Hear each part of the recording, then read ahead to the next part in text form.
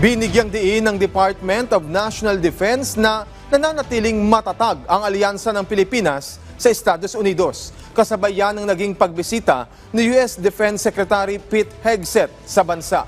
Ayon kay DND Assistant Secretary Arsenio Andolong, ang Pilipinas ang unang bansa na binisita ni Hegseth sa Asia-Pacific region na patotooan niya na binibigyang kahalagahan ng Estados Unidos ang alyansa nito sa bansa.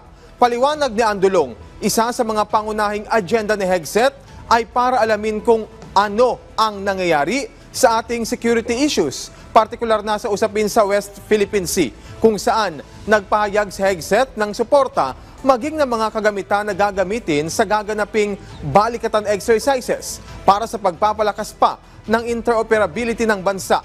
Dagdag pa ni Andolong, kasabay ng pag-upo ng bagong administrasyon ni Trump, nakitaan na rin naman nila ng indikasyon na nagpapahiwatig na tuloy pa rin ang suporta ng Amerika sa bansa at hindi maapektuhan ng pagbawas ng assistance ng USA sa NATO.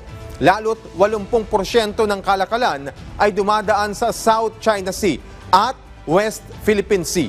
Samantala, kinumpirma rin ni Andolong na maliban sa Typhoon missile, sa kauna-unahang pagkakataon ay gagamitin din sa balikatan exercises ang anti-ship missile na Navy Marine Expeditionary Ship Interdiction System o NEMESIS na itatalaga sa mga coastal areas na bagamat aniya pansamantala lamang itong gagamitin sa mga gagawing pagsasanay.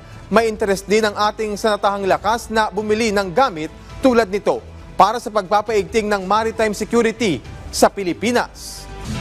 Ito, masasabi natin na pareho ang ating pinangangalagaan na interest dito na yun ang tinatawag nating peace and security dito sa Indo-Pacific at yung freedom of navigation. Yun ang mahalaga sa ating dalawang bansa.